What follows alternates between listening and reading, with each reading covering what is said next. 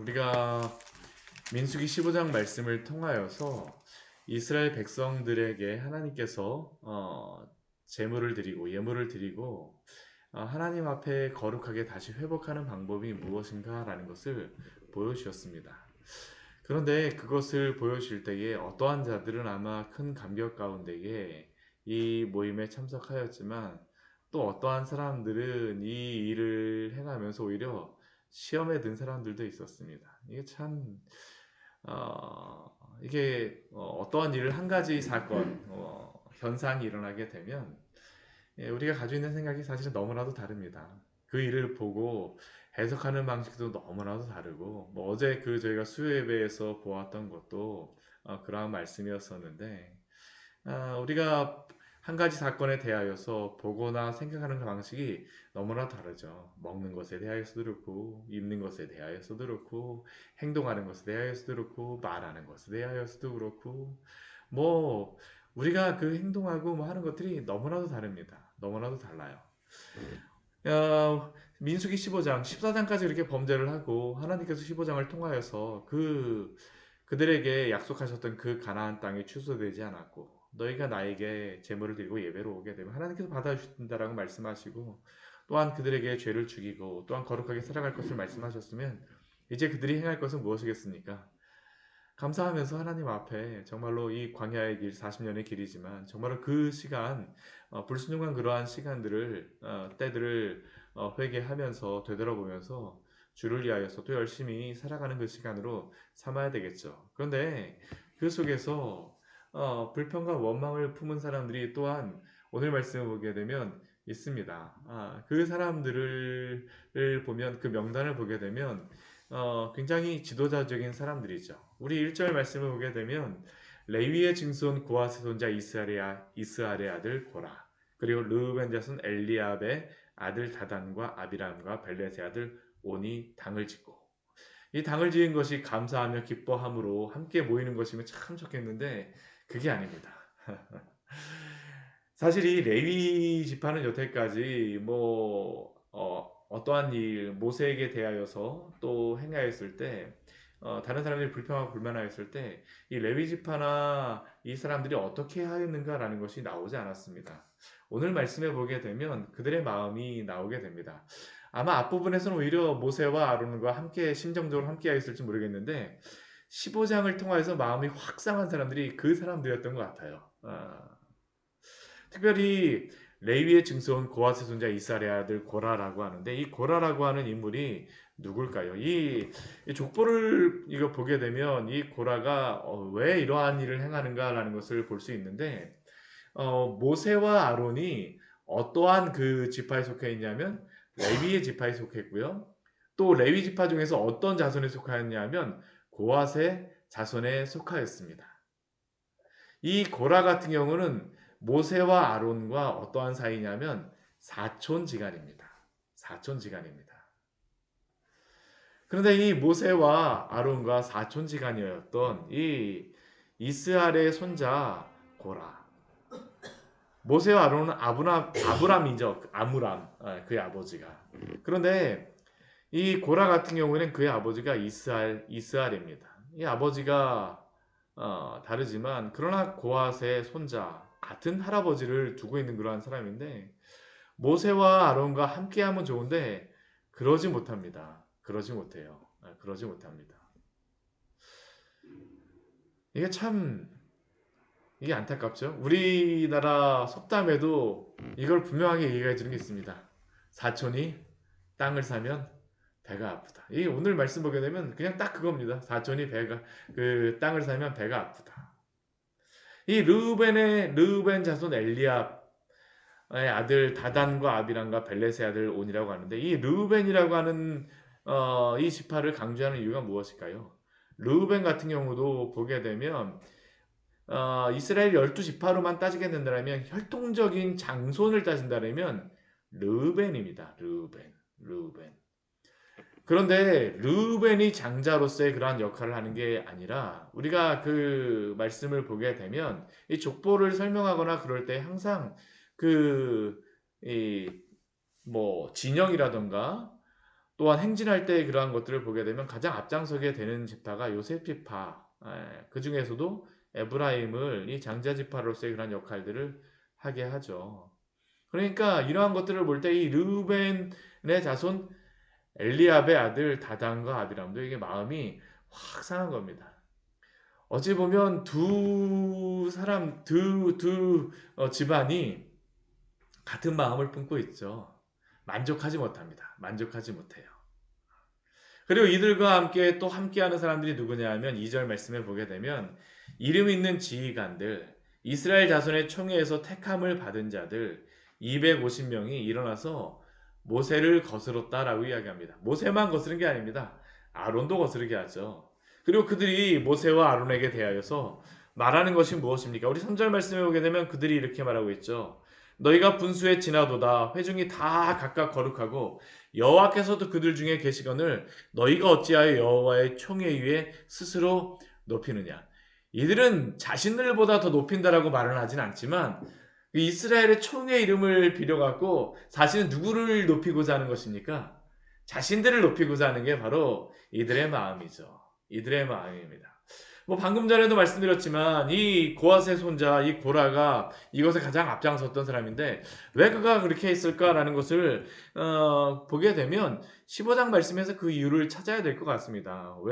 왜 그랬을까요? 이스라엘 백성들이 범죄하였을 때 우리 17절 우리 이후의 말씀에 보게 되면 하나님께서 그 앞에서 향기로운 제물을 드리라고 말씀하시고 17절 말씀에 보게 되면 15장 17절 말씀에 보게 되면 여호와께서 모세에게 말씀하여 이르시되 모세에게 말씀하십니다. 모세를 지휘관으로서 말씀하시죠. 그리고 그러한 가운데에 하나님께 속죄제를 드리라라고 말씀하시는데 그 속죄제를 드릴 때에 누구를 통하여서 이것을 드리라라고 말씀하시냐면 우리 25절 말씀에 보면 이렇게 말씀합니다. 우리 25절 말씀 같이 한번 읽어보도록 하겠습니다. 제사장이 이스라엘 자손의 온 회중을 위하여 속죄하면 그들이 사함을 받으리니 이는 그가 부지 중에 범죄함이며 또 부지 중에 범죄함으로 말미암아 헌물 곧 화제와 속죄제를 여호와께 드렸습니다. 우리 여기에 보게 되면 누가 나오겠습니까? 제사장이라고 명하고 있죠. 제사장이라고. 근데 이 고라 같은 경우에는 제사장 지파가 아닙니다. 레위 지파입니다. 레위 지파. 이 고라의 그러한 사명, 고앗 자손의 사명이 무엇이었습니까? 성물을 옮기는 거잖아요. 이 사람들은 직접 어깨로다 성물을 옮기는 사람들입니다. 언약궤와 떡상과 그 분향단과 또 등잔대 같은 것들을 직접 어깨로다 매는 사람들입니다. 우리도 성전 안에 가서 이렇게 섬기는데 너희도 우리와 사촌인데 너희가 분수를 알지 못하고 왜 이스라엘 자손 앞에 앞장서느냐. 그들이 말하는 것은 이스라엘 자손을 하나님이 거룩하게 하시고 또 그들을 각각 거룩하게 하고 그렇게 택하셨거늘 너희가 어찌하여 여호와의 총회 위에 스스로 높이느냐. 이들의 마음은 무엇이겠습니까? 시기하는 마음이죠. 원망하는 마음이죠. 우리가 시기와 원망이라고 하는 것이 참 이게 무서운 것입니다. 한번 시기하고 원망하는 것이 한번 우리의 마음속에 들어가면 이게 습관이 됩니다. 습관이 돼요. 그러면 한번 이게 무엇인가 나아지는 것 같으면 그 다음에 한번 마음이 상하게 되면 인간의 마음이 참 애매한 게 무엇인가 한번 그 사람에게 사람이든지 그 모임이든지 한번 마음이 상하게 되면 이상하게 이게 쉽게 회복이 안 됩니다. 심지어는 그 사람 한번 원망하는 마음이 생기기 시작하면 물 마시는 태도만 봐도 그게 마음에 안 들 수가 있습니다. 물을 마시는데 왜 그렇게 마셔야만 되느냐라고 생각할 수 있는 게 바로 우리 인간의 마음 아닙니까? 오늘 이 고라가 그런 것입니다. 이 고라가 그런 겁니다. 하나님 앞에 범죄한 그러한 가운데에서 아론을 통하여서 모세를 통해서 하나님이 이들을 받아주시니까 그게 마음에 상하는 것이죠. 그때 모세가 어떻게 합니까? 우리 4절 말씀, 우리 16장 4절 말씀 우리 같이 한번 보도록 하겠습니다. 모세가 듣고 엎드렸다가 지금 이렇게 원망하고 불평하는 이러한 상황 속에서 모세가 어떻게 하느냐. 이게 참 중요하죠. 모세가 엎드립니다. 우리가 앞에서도 보았었지만 모세는 항상 엎드리기를 잘하는 사람입니다. 근데 엎드린다라고 하는 게 누구를 향해서 엎드리겠습니까? 사람을 향해서 엎드리기보다는 하나님께 엎드리는 것이죠. 우리가 사람 앞에 서려고 먼저 하게 되면 참 문제가 생기게 되면 사람 앞에 서게 되는데 사람 앞에 서게 되면 사람밖에 안 보입니다. 네, 사람밖에 안 보여요. 원망이 있는 사람도 그 사람 앞에 서게 되면 원망할 거리를 찾게 되어지죠. 어제는 이래 갖고 원망했었는데 그게 해결돼도 또 다른 것들을 가지고 원망하게 되는 게 우리의 마음입니다. 근데 그러한 때 우리가 누구 앞에 있어야 되겠습니까? 하나님 앞에 서야 될 줄, 하나님 앞에 엎드려야 될 줄 믿습니다.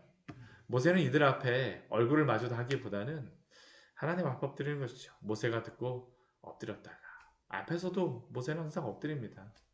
하나님 앞에 엎드리는 것이죠. 하나님 앞에 엎드리는 것이죠.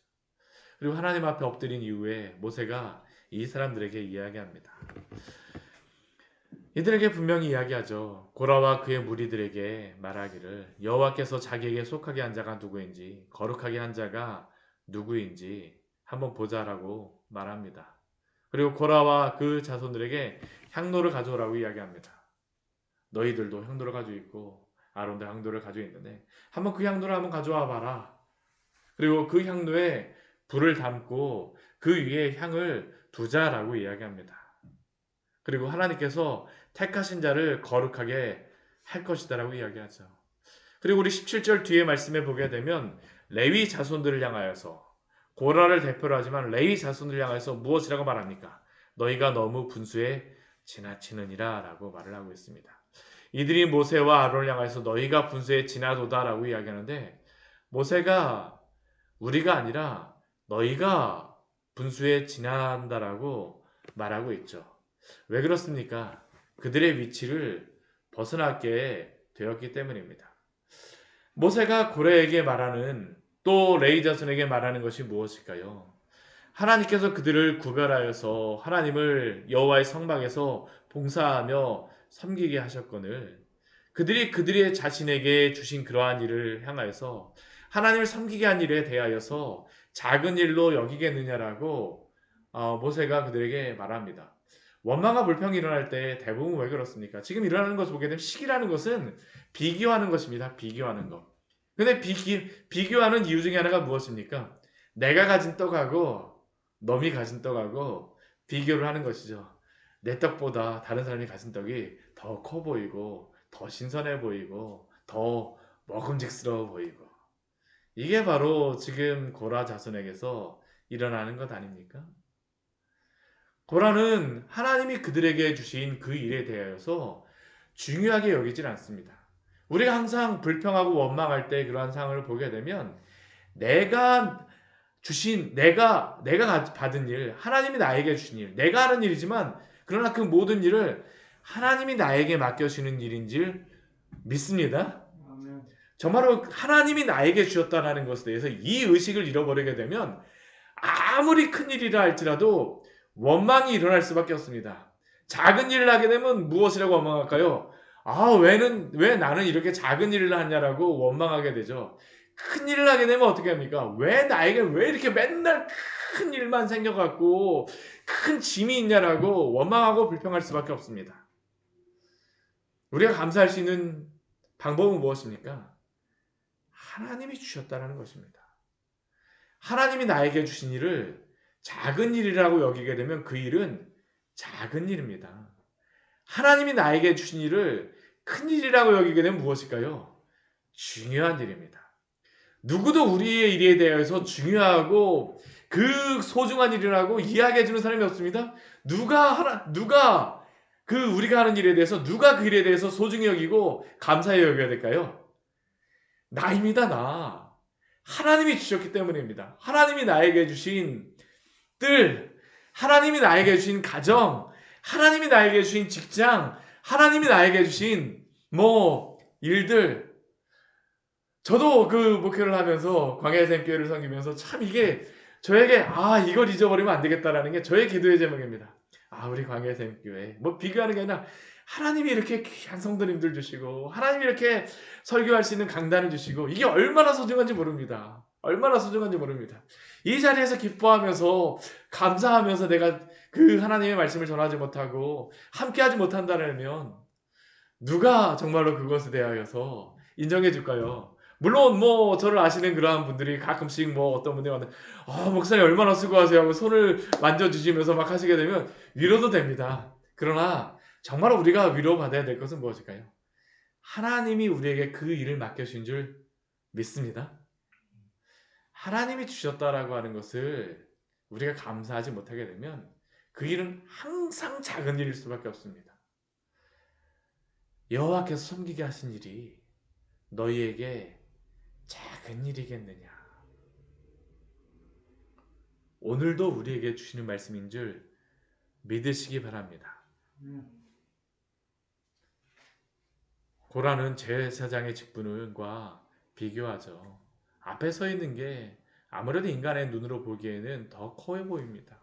앞에 사는 것이 얼마나 커 보이겠습니까? 그렇죠. 그러나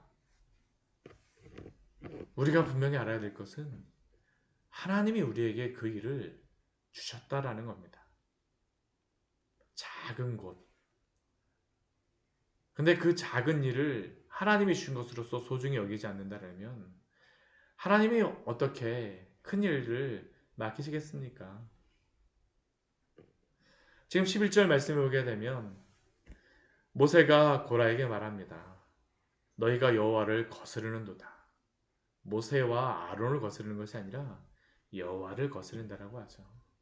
아론이 어떠한 사람이기에 너희가 그를 원망하느냐? 아론이 어떠한 사람이기에?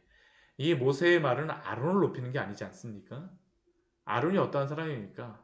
아론도 똑같은 사람입니다. 우리 앞에서 보지 않았습니까? 아론도 모세를 향하여서 미디안과 같이 거슬렀던 사람 아닙니까? 똑같습니다. 하나님이 세우신 것이죠. 하나님이 주신 것입니다. 그 아론에 대해서 원망해봤자 그것이 무슨 의미가 있겠습니까? 우리 뒤에 보게 되면 이제 모세가 다단과 아비람을 불렀는데 오질 않습니다. 그래서 다단과 아비람에게 사람을 보냅니다. 이번에는 르벤 자손의 다단과 아비람에게 부르죠. 그래서 올라오라고 이야기를 하는데도 불구하고 이 사람들은 어떻게 하냐면 아예 올라가지도 않겠다라고 이야기합니다. 이들의 마음속에 있는 그러한 불평이 있는 사람은 이 사람은 아론이 아닙니다. 모세입니다. 모세 이야기 듣지 않겠다는 겁니다. 모세가 어떻게 너가 나의 위가 될 수가 있어. 그런 이야기죠. 이들의 마음속에는 아주 이전의 것서부터 아주 불평이 있죠. 우리 13절 말씀 우리 한번 같이 읽어보겠습니다. 내가 우리를 적과 꿀이 흐르는 땅에서 이끌어내어 광야에서 죽이려 함이 어찌 작은 일이기에 오히려 스스로 우리 위에 왕이 되려 하느냐. 앞에서 모세가 이 고라에게 너에게 준 일이 어찌 작은 일이겠느냐라고 이야기하는데 여기 13절 말씀에 보면 이걸 들었는지 어찌 작은 일이기에 하면서 이게 계속 반복이 됩니다. 그렇죠? 근데 이 말씀을 한번 잘 보십시오. 이들이 굉장한 죄를 저지릅니다. 무슨 죄를 저지르냐면 젖과 꿀이 흐르는 땅이 지금 여기서 이 다단과 아비람이 말하는 젖과 꿀이 흐르는 땅이 지금 어디를 얘기하고 있습니까? 한번 잘 보십시오. 이 가나안 땅입니까? 아닙니다. 애굽입니다. 이들이 원망과 불평이 있으니까 하나님이 주신 약속하신 그 땅조차도 지금 어떻게 됩니까? 젖과 꿀이 흐르는 땅이 아니죠. 이들의 젖과 꿀이 흐르는 땅은 어떤 땅이었다는 겁니까? 애굽이었다는 겁니다. 우리를 젖과 꿀이 흐르는 땅에서 이끌어내요. 이들은 지금 모세를 향해서 무슨 생각을 할까요? 너가 나를 속여서 사기쳤구나. 사실 이 생각까지도 지금 하고 있는 것입니다. 하나님이 그렇게 10가지의 재앙을 통하여서 홍해를 갈라주시는 그 이적을 보았음에도 불구하고 이들은 지금 원망과 불평이 가득 차니까 자신을 도와주고 자신을 구원하신 분이 누구인지도 모릅니다. 오히려 지금 이들 마음속에는 젖과 꿀이 흐르는 땅도 바뀌어버렸죠. 그들이 종으로 있던 땅, 불과 얼마 전까지만 해도 못 살겠다. 이들이 당하였던 일, 불과 한 2년 전까지만 했던 일들이 무엇입니까? 자식을 낳게 되면 키우지도 못합니다. 남자아이들. 나일강에 떠내려 보내거나 그냥 살려주지도 못하는 그러한 일들이죠. 그러한 참혹한 환경 속에서 하나님이 구원하여 주셨음에도 불구하고 지금은 애굽 땅을 젖과 꿀이 흐르는 땅이라고 이야기합니다. 원망과 불평이 들어가게 되면 얼마나 큰 일들이 벌어지는 걸 한번 보십시오.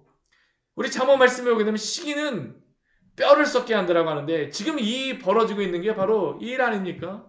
모세가 한번 믿게 되니까 원망과 불평이 생기게 되니까 모든 게 다 미워버리죠. 하나님이 주신 땅조차도 적과꿀이 흐르는 땅이 아니라 애굽이 더 적과꿀이 흐르는 땅입니다. 그리고 그 모세에게 이야기하기를 오히려 스스로 우리의 왕이 되려 하느냐. 그냥 앞에서 이렇게 이끄는 정도로 다 만족하지 않고 너가 가나안 땅으로 이끌어가서 왕이 되려 하느냐. 꿍꿍이 속이 있다라고 그 지금 이야기하는 거예요. 소설 쓰고 있습니다. 우리 14절 말씀에 오게 되면 그들이 또 무엇이라고 해야 합니까? 그래 100번 양보해서 가나안 땅이 적과 꿀이 흐르는 땅이라고 뭐 해보자. 사실 이겁니다. 내가 우리를 적과 꿀이 흐르는 땅으로 인도하여 드리지도 아니하고 밭과 포도원을 너 우리에게 기업으로 주지 아니하니 우리는 올라가지 않겠노라. 누가 올라가지 않았던 겁니까?